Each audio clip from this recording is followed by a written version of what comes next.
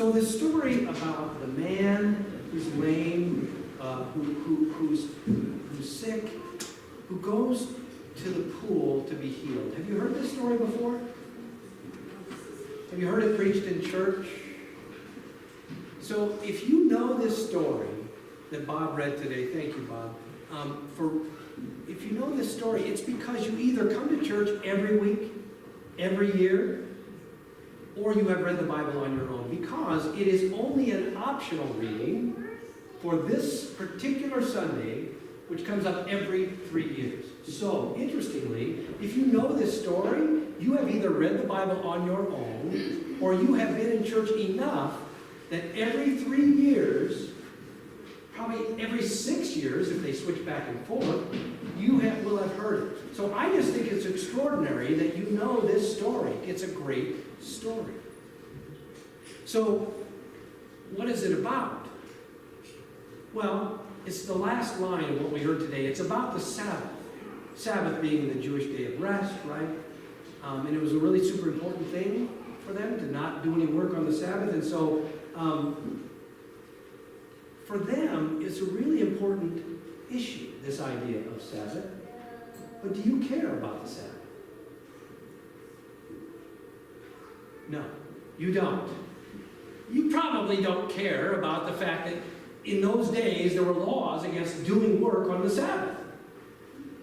Now, I'm old enough to remember a day when you couldn't do anything on Sunday. There was not because you didn't want to, because there was nothing to do, right? My family didn't go to church, but Sunday mornings were the most boring Sundays ever because there wasn't anything on television.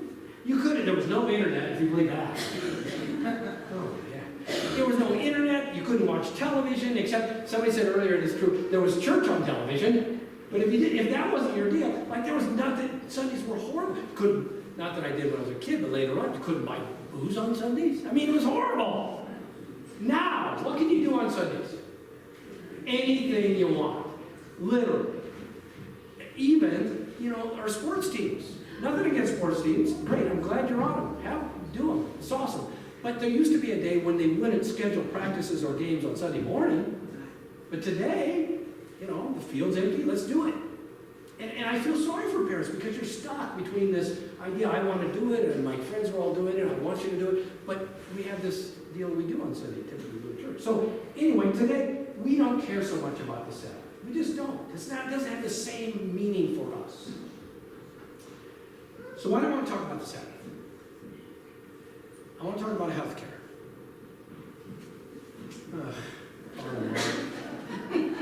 Father, I know what you're thinking. Father Mark, don't talk about health care. Stick to what you know. Stick to the script, man. Well, I want to talk about health care. Because if you think our health care system is troubled, how about this guy's health care system? First century Palestine. Here's his health care system. He's sick. For 38 years he's sick. And every day, for 38 years, according to the text, he goes to this place called the pool in Bethsaida, Zeta. And the idea is, to be healed, there's a pool there, and it gets troubled, they say, or bubbling up from, either bubbles up, or the Holy Spirit moves on it, or the wind blows, however you want to say it, but it was something supernatural happened to the water in that moment. And if you were the first one to make it to the water, you got healed. You're the second one? Nope. Third one? Nope. Okay. Now that system seems inherently unfair, does it not? And broken? Huh? Inefficient? I mean, one person every so often? And this guy, he goes day after day after day after day. In today's terms, he was on hold with his provider for a long time. In today's terms, this was out of network. In today's terms, this was a not covered deal. In today's terms, he was denied access. That's what it was. He was denied access to his health care. Am I right? I think I am right about this. I mean, if you just look at today's terms, he was denied access to his health care because he couldn't get it. Now, the system was broken. But those people were monsters. Those people who day after day after day after day would see him sitting there and they would run up to the front. Yeah? They wouldn't pay attention to him. They'd be like, too bad to be you. I'm going to go get my health care. I'm going to go get my healing. Yeah? In today's terms, they had their health insurance, but they didn't have compassion for him. Was that fair? Let me ask you this. Who do we run past on our way to get our health care? Who do we drive past on our way to Jeff's emergency room?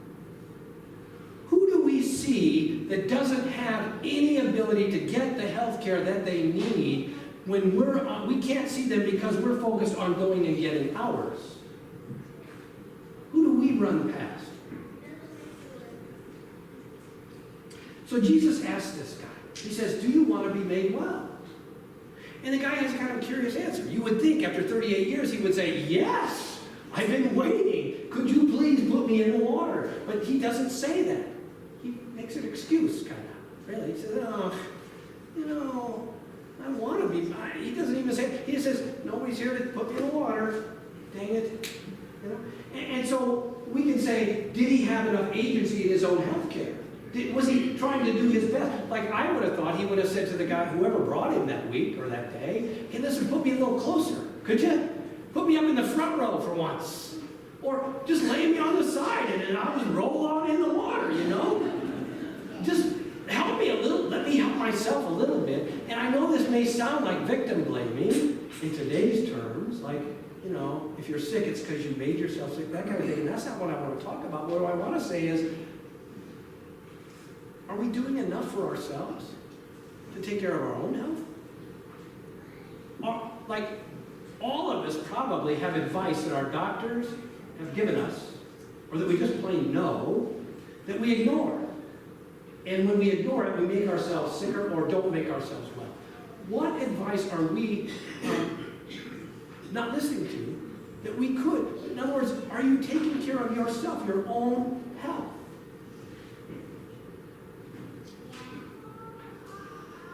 I want you to think about two things this week. Two things to chew on as you leave here today. One, what is the one thing you could do that might make you healthier? What is one thing? Can you think of one thing that you could do? You don't have to do everything at once. Can you think of just one thing that you could do that might lead to better health? And if you say no, I'm going to say, really? One thing. Some of us should stop doing things. Some of us should start doing things. Some of us should do both.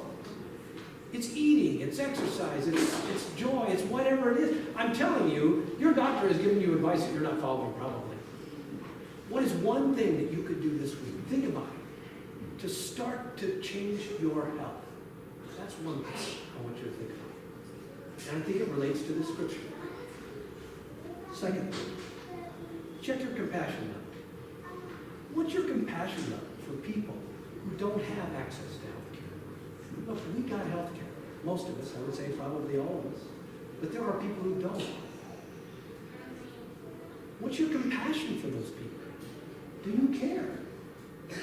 Do you care that our health system is broken in ways that need to be fixed? Do you care that people who used to have insurance, they could go to their primary care doctor, Jeff, but now they show up in your emergency room, right? There are parts of our system that are just broken. And I'm asking you, does it bother you that it's broken? Does it bother you enough to do something about it? Oh, Father Mark, come on.